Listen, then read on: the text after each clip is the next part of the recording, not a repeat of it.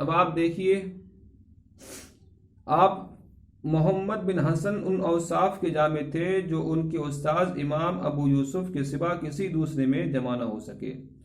آپ عراقی فقہ مکمل طور پر حاصل کی۔ منصب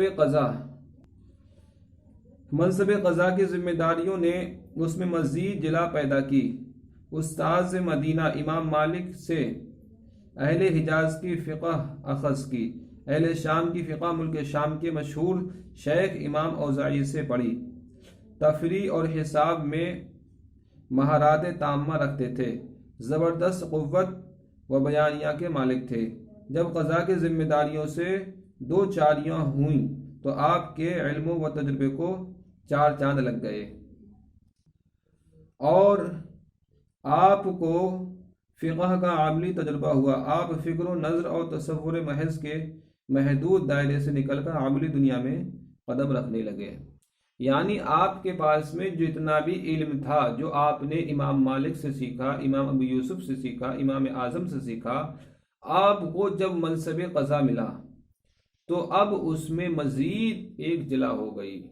یعنی آپ یوں سمجھ لو، آپ 10 سال 20 سال کیا کریں، درسی نظامی کی پڑھائی مدرسے میں کرتے رہیں، اور پھر جو ہے آپ جب حقیقت میں اس وقت جو عہدہ ملتا ہے، جو نمبر جو ہمارے استاذ دے دیتے ہیں، وہ نمبر حقیقت میں معنی نہیں رکھتے ہیں، بلکہ حقیقت میں وہی ہم کو نمبر معنی رکھتے ہیں، وہی مقبولیت معنی رکھتی ہے جو کہ عوام میں اگر کوئی مقبول ہو جائے۔ مگر عوام میں تو عوام کو پاگل بنانا بہت آسان ہے، عوام کو پاگل بنانا بہت آسان ہے۔ اب آپ کے پاس میں اچھی آواز ہے، چرب زبانی ہے، تو آپ مقبول ہو سکتے ہیں، لیکن میرے بھائیوں، یہ مقبولیت چرب زبانی کی اور آواز والی چند دنوں کے لیے ہوتی ہے، اور آواز والے اور جتنے بھی آواز والے ہیں، سنگر ہیں، فنگر، ان کے پاس علم نہیں ہوتا۔ اگر آپ چرب زبانی کی بنا پر، اپنی آواز کی بنا پر کسی قوم کو اپنا فرما بردار بنا بھی لیتے ہیں، مگر آپ کو حقیقت میں مقبولیت وہی ہوتی ہے جو آپ کو پروردگار عالم کی طرف سے ملتی ہے۔ تو میرے بھائیوں، تو آپ کو وہ مرتبہ جو اپنے استاد سے ملتا ہے وہ مرتبہ الگ ہوتا ہے، اور وہ مرتبہ جو عوام سے ملتا ہے وہ مرتبہ الگ ہوتا ہے۔ اب دیکھیے، امام محمد رضی اللہ تعالی عنہ کو جب منصب قضا ملا تو حقیقت میں آپ کی نالج میں اور چاند لگ گئے۔ اب ہم آپ کی کچھ خصوصیات بھی بتاتے ہیں۔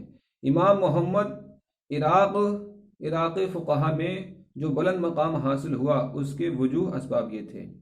آپ ایک صاحب اجتہاد امام تھے، اور آپ فقہی نظریات بڑے پیش قیمت تھے، جن میں بعض آراء کو حق سے بہت قریب کر دیا۔ آپ اہل عراق اور اہل حجاز دونوں کے فقہ کے جامع تھے، عراقی فقہ کے جامع راوی اور اسے اخلاف تک پہنچانے والے تھے۔ اب ہم آپ کو کچھ تصانیف بھی بیان کرتے ہیں۔ یہ بات ذہن نشین رہنی چاہیے کہ امام محمد کی کتب پائے اسناد کے اعتبار سے مساوی درجے کی نہیں ہیں، بلکہ علماء نے قابل اعتماد ہونے کے اعتبار سے انہیں دو قسموں پر منقسم کیا ہے۔ قسم اول میں کون کون سی کتابیں ہیں؟ قسم اول میں کتب ظاہر الروایہ اور مندرجہ ذیل 6 کتب ہیں۔ المبسوط ہے، الزیادات ہے، الجامع الصغیر ہے، السیر الصغیر ہے، السیر الکبیر ہے، الجامع الکبیر ہے۔ ان کو اصول بھی کہتے ہیں۔ جو امام محمد نے جتنے بھی مجتہدین ہیں، سب میں سب سے زیادہ اگر کسی کی تصانیف ہیں، وہ کس کی ہیں؟ امام محمد کی۔ اب امام محمد کی جتنی بھی تصانیف ہے، ان کو 2 قسموں میں بانٹ دیا گیا۔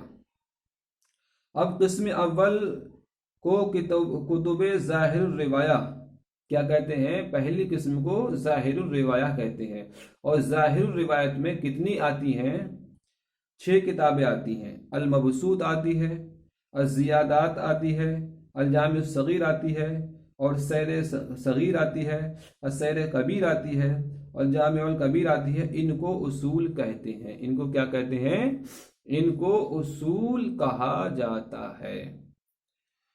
और इनको ज़ाहिर रिवायत इस वजह से कहा जाता है कि ये इमाम मोहम्मद से बारिवायत सिक़ात मरवी हैं, यानी बतरीक़े मुतवातिर मरवी हैं, या कम अज़ कम इन्हें मशहूर का दर्जा तो ज़रूर हासिल है। यानी ये जितनी भी किताबें हैं ये वो किताबें हैं जो इमाम मोहम्मद से जो मरवी हैं, तो बारिवायत सिक़ात जो जितने भी रावी हैं सब क्या हैं?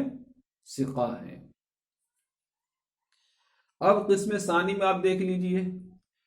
किस्म सानी में से मुराद इमाम मोहम्मद की वो कुतुब हैं जो उनकी तरफ मंसूब होने में किस्म अव्वल की किताबों के बराबर नहीं, और वो ये हैं जो कि यानी कि जो दूसरे मर्तबे में आती हैं, तो वो ज़ाहिर रिवायत तो नहीं है लेकिन उनके मर्तबे से थोड़ी कम में आती हैं।